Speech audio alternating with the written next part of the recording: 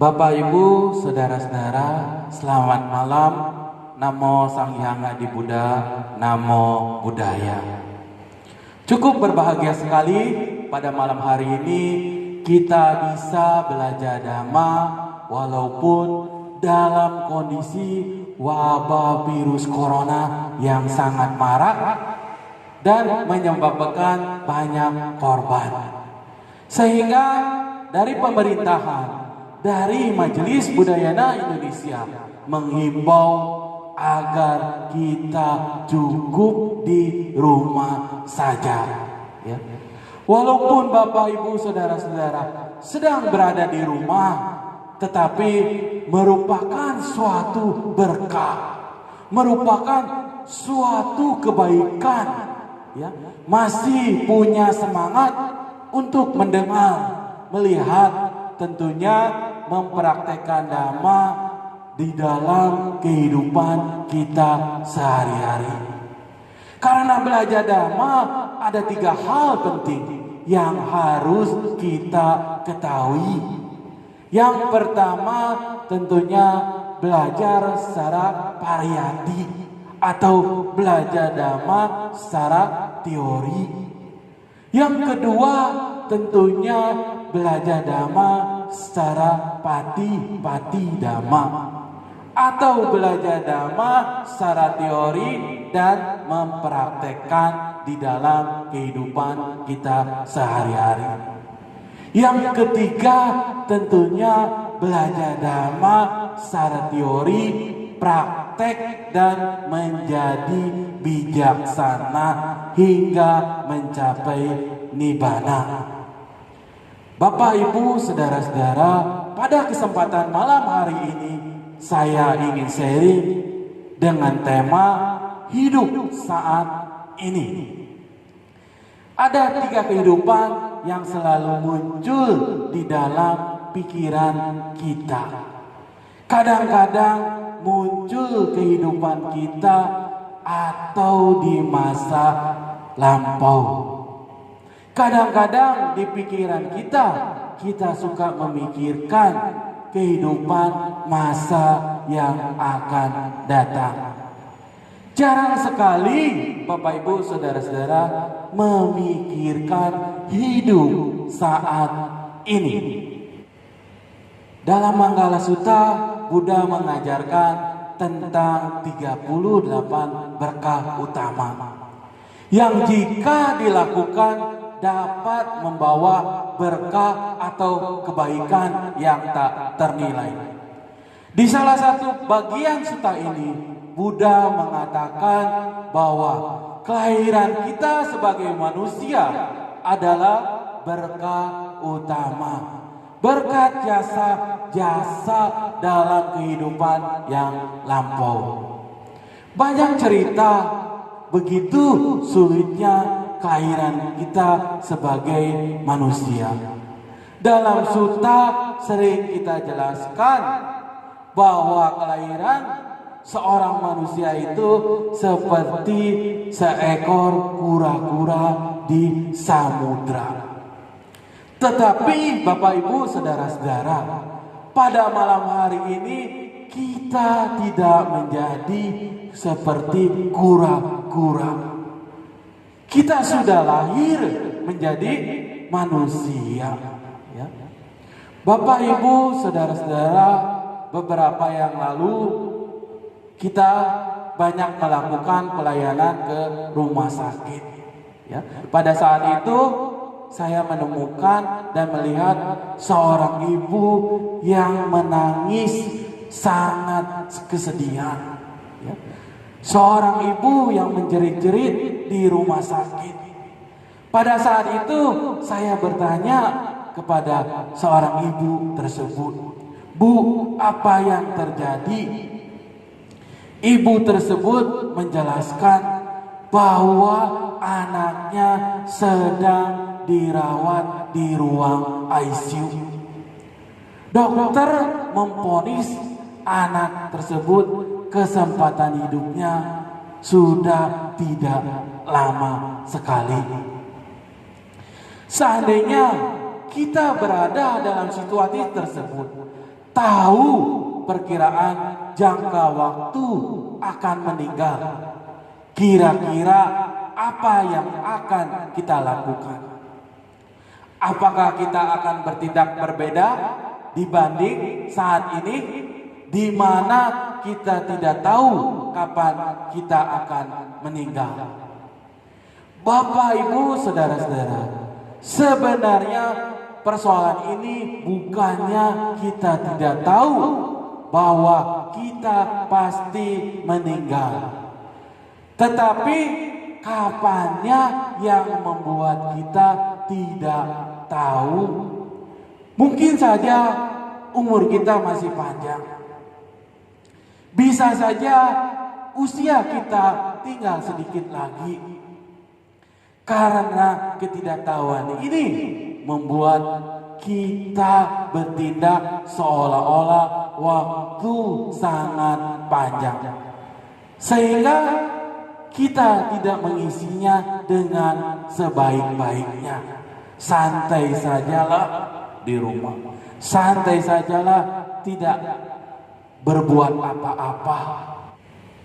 Bapak, Ibu, saudara-saudara, Buddha mengatakan dalam Dhammapada bait 182, sungguh sulit untuk terlahir sebagai manusia dalam lingkaran tumimbal lahir. Sungguh sulit hidup sebagai manusia. Sungguh sulit untuk mendengarkan Dhamma.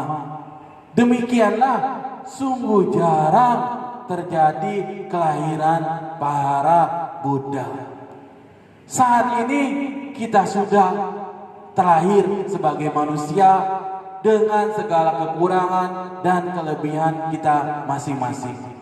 Walaupun kehidupan ini tidak mudah, tetapi sampai saat ini kita masih bertahan dalam kerasnya empasan kehidupan.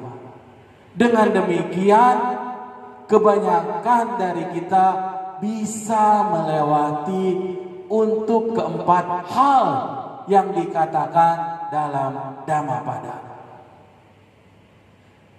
Bapak, Ibu, saudara-saudara, dalam Anguttara Nikaya Sutta Pitaka dikatakan ada 8 kelahiran yang kurang baik atau kurang menguntungkan, yaitu ketika seseorang lahir di alam neraka, ketika seseorang lahir di alam binatang, ketika seseorang lahir di alam peta, ketika seseorang lahir dalam asana sata atau di mana hanya ada jasmani tetapi tidak ada mental.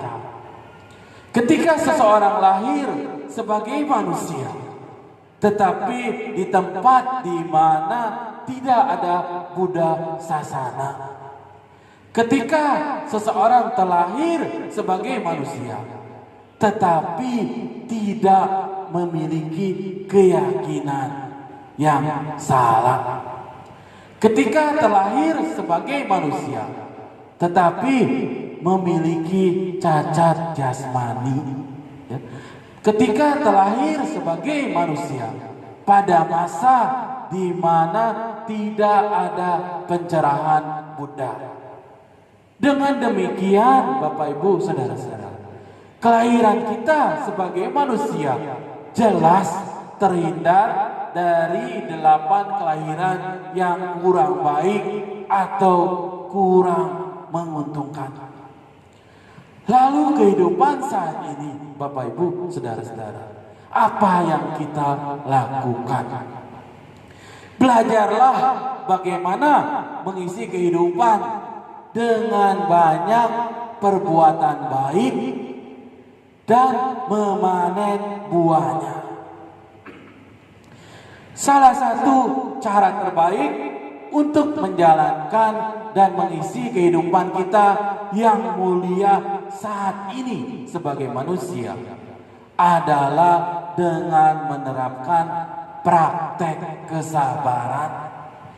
Buddha mengatakan kesabaran adalah praktek pengendalian diri yang terbaik. Kesabaran adalah bagaimana kita tidak terpancing emosi. Kesabaran adalah bagaimana kita tidak menyimpan kebencian. Kesabaran berarti kita mampu menahan diri dan mendewasakan batin. Yang kedua, kita harus membuat perlindungan di dalam diri kita. Caranya seperti apa, Bapak Ibu, saudara-saudara? Jelas Sang Buddha mengajarkan kita membuat perlindungan di dalam diri kita, tentunya dengan sila, samadhi, dan panya. Bapak Ibu, saudara-saudara, sebagai penutup sharing Dhamma dengan tema hidup di saat ini, ada sebuah cerita. Di sewaktu-waktu hiduplah pemborong bangunan yang sangat sukses. Faktor kesuksesan adalah karena memiliki tukang yang serba bisa.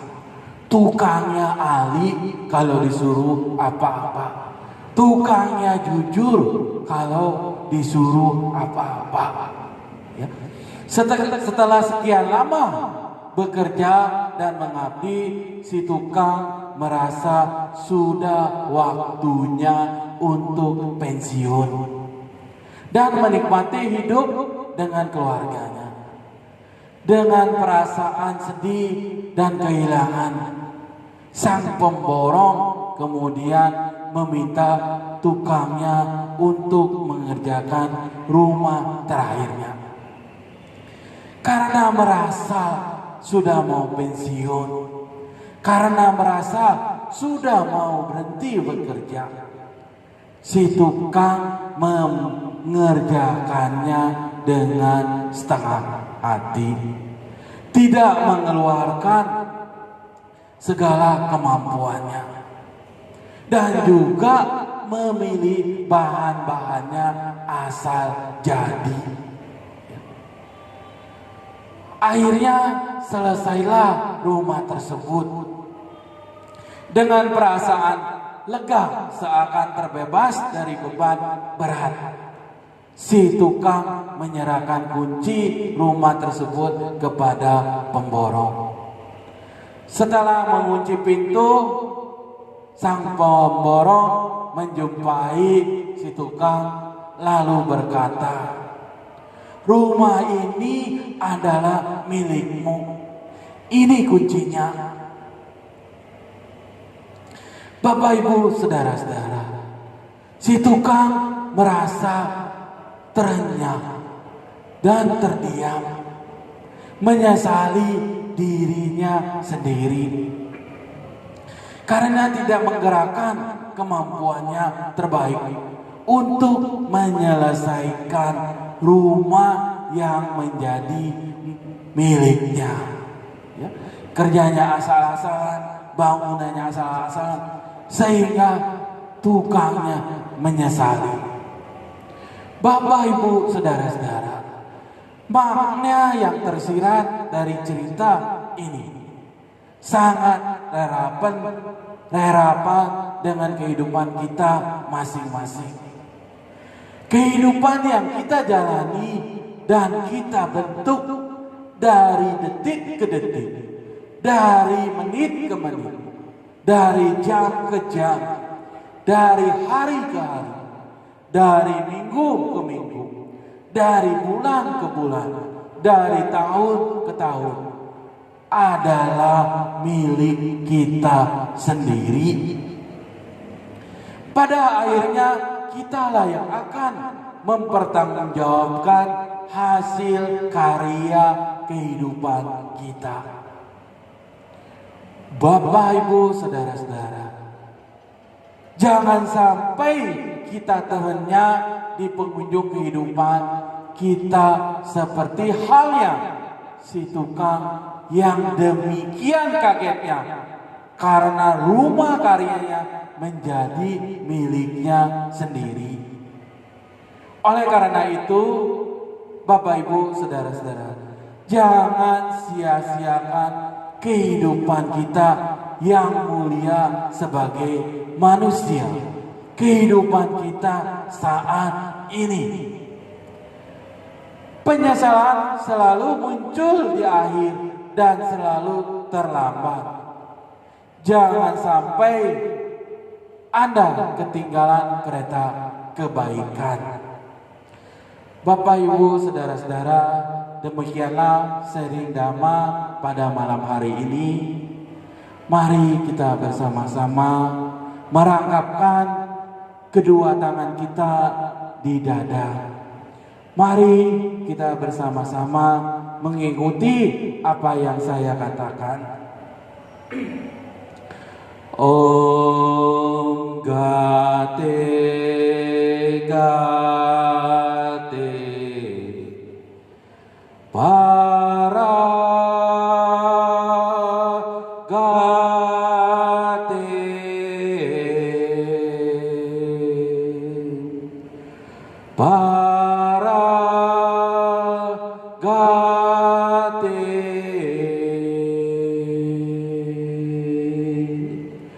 Bodhi Swaha Om Gate Gate Para Gate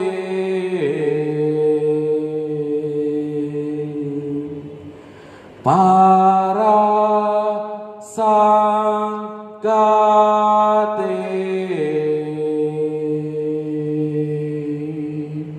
Bodhi Swaha Om Gate Gate Para Gate Para Sanggate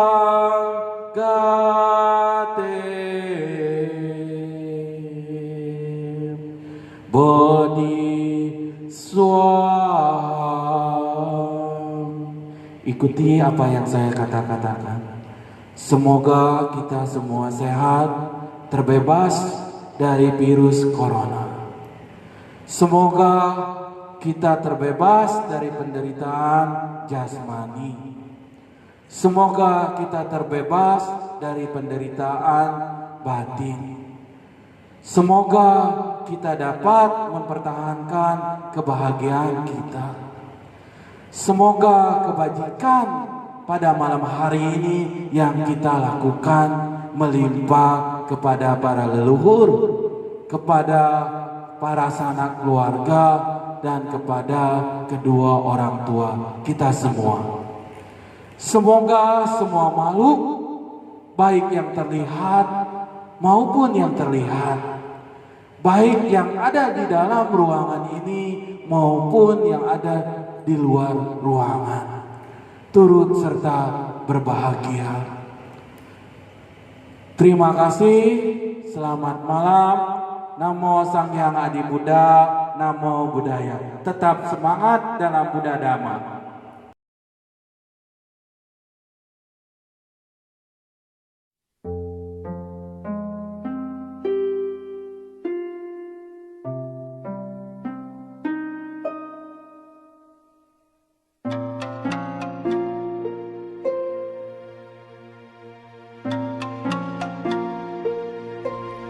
Semoga